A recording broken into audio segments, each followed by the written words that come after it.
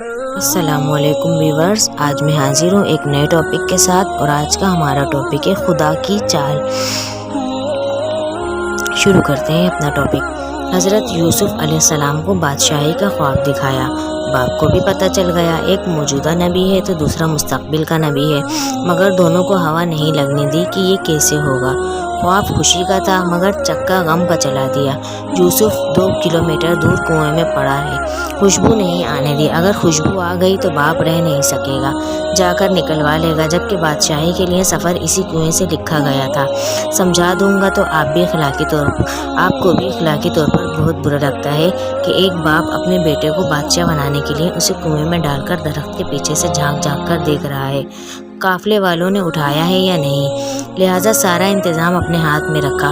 اگر یوسف کے بھائیوں کو پتہ ہوتا کہ اس کنویں میں گرانا بادشاہ بننا ہے تو وہ یوسف کی مخالفت کر کے اسے اصل میں بادشاہ بنانے میں اللہ کی طرف سے استعمال ہو رہے ہیں، تو وہ ایک دوسرے کی منتیں کرتے کہ مجھے دھکا دے دو۔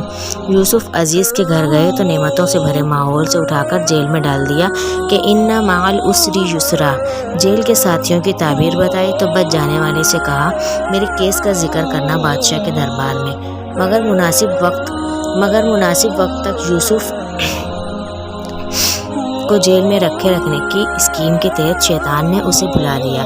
یوں شیطان بھی اللہ کی اسکیم کو نہ سمجھ سکا اور بطور ٹول استعمال ہو گیا۔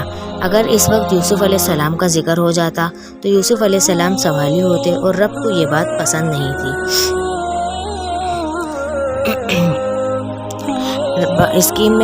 رب کو یہ بات پسند نہیں تھا کہ اس اسکیم میں بادشاہ کو سوالی بن کر آنا تھا، اور پھر بادشاہ کو خواب دکھا کر سوالی بنایا، اور یوسف علیہ السلام کی تعبیر نے ان کی عقل و دانش کا سکہ جما دیا۔ بادشاہ نے بلایا تو فرمایا، میں NRO کے تحت باہر نہیں آؤں گا جب تک عورتوں والے کیس میں میری بے گناہی ثابت نہ ہو جائے۔ عورتیں بلوائی گئیں، سب نے یوسف علیہ السلام کی پاک دامنی کی گواہی دی، اور مدعیہ عورت نے بھی جھوٹ کا اعتراف کر کے کہہ دیا کہ انا روتہ عن نفسہ وانہ لمن الصادقین۔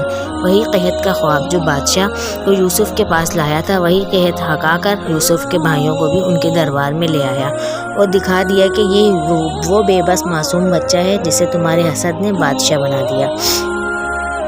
فرمایا، پہلے بھی تم میرا ذکر لے کر گئے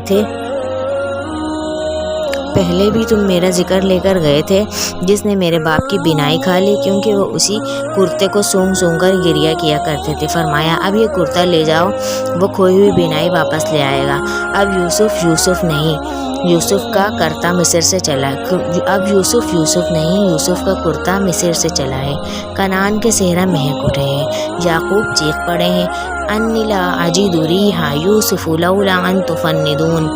تم مجھے سٹیایا ہوا نہ کہو، ایک بات کہوں، مجھے یوسف کی خوشبو آ رہی ہے۔ سبحان اللہ، جب رب نہیں چاہتا تھا تو 2 کلومیٹر کے دور کے کنویں سے بھی خبر نہیں آنے دی، جب سوئچ آن کیا ہے تو مصر سے کنعان تک کی خوشبو سفر کر گئی۔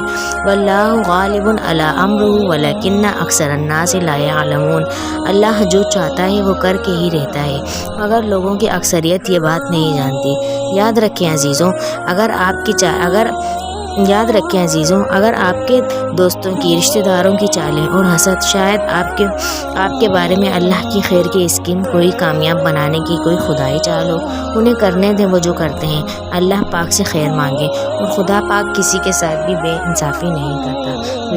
ویڈیوز میری کیسی لگ رہی ہیں؟ پلیز آپ لوگ میرے چینل کو لائک کیجئے، شیئر کیجئے اینڈ سبسکرائب کیجئے۔ Thanks for watching.